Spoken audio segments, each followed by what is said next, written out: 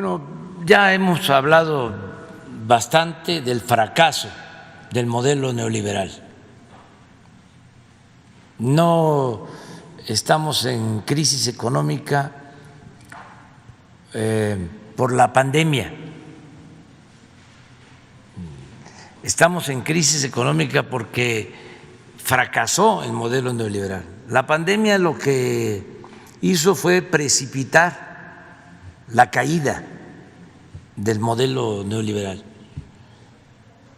demostrar de que era inviable ese modelo económico impuesto en México, como tú lo estás afirmando y lo dice Canchola en su artículo, durante 36 años. En efecto, desde 82 hasta el 2018. Pero ya ese periodo es historia, ya no queremos más de lo mismo. Por eso no se está aplicando una política económica neoliberal en el país, que es sinónimo en efecto de saqueo. Debe de saberse y es comprobable, se puede probar, de que nunca en la historia de México se había llevado a cabo un saqueo tan grande como el que se realizó durante el periodo neoliberal, en los 36 años del periodo neoliberal. Ni en los 3 siglos de dominación colonial saquearon tanto como en el periodo neoliberal. Y en efecto, hay una monstruosa desigualdad económica y social en el país. Estamos como cuando Morelos llamó a que se moderara la indigencia y la opulencia. Así se está.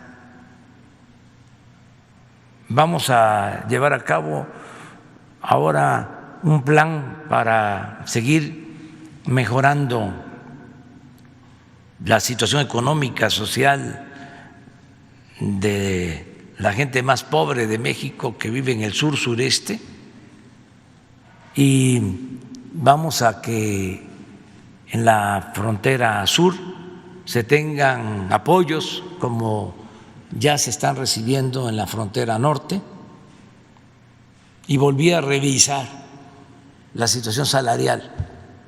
Es una vergüenza que el salario en Guatemala, en El Salvador, en Honduras, en Belice sea más alto el salario mínimo que en México.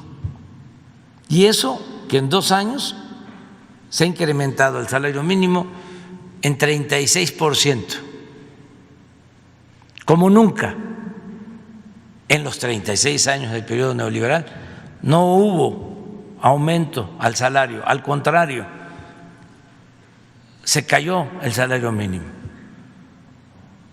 Ese es otro resultado nefasto de la política neoliberal. Hace 30 años el salario en México era superior al salario en China, y se hablaba de que si China estaba progresando, estaba creciendo, era porque tenía esa ventaja comparativa de bajo salario, es decir, de salarios mal pagados. Ahora resulta que el salario en China es más elevado que el salario en México. Y estos tecnócratas corruptos engañaron diciendo que si aumentaban los salarios iba a haber inflación. ¿No se acuerdan de eso? Bueno, nosotros hemos aumentado 2 años el salario y no ha habido inflación. Se ha mantenido la inflación de acuerdo a las proyecciones del Banco de México. Esos son los sofismas que utilizaron para engañar y para imponer un modelo en beneficio de una minoría y en contra del interés general, del interés del pueblo. Entonces, eso es lo que está cambiando. ¿Qué es traición a la patria? Bueno, es muy amplio el concepto. Si se estableció desde la primera Constitución Federal de 1824 de que a los presidentes se le podía juzgar, sobre todo se escribe en la Constitución de 1857, por traición a la patria, a los presidentes de México, y decía la Constitución del 1857, por delitos electorales. En la Constitución del 17, a pesar de que fue una constitución avanzada en lo social, pero como ya se estaba proyectando el sistema político presidencialista, se dejó de que a los presidentes solo se le podía juzgar por traición a la patria y se quitó en la Constitución del 17 de que se les juzgara por delitos electorales. Entonces, es hasta ahora, y qué bien que tocas el tema, porque está en el Senado una iniciativa que presenté desde el año pasado para que al presidente de México se le pueda juzgar como a cualquier ciudadano por todos los delitos, y la tienen congelada. Es increíble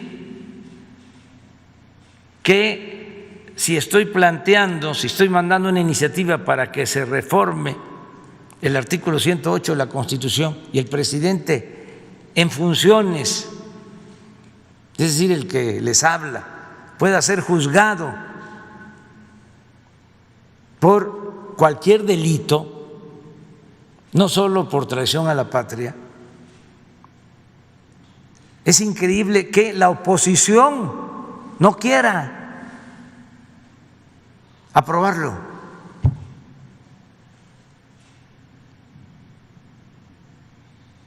Es kafkiano.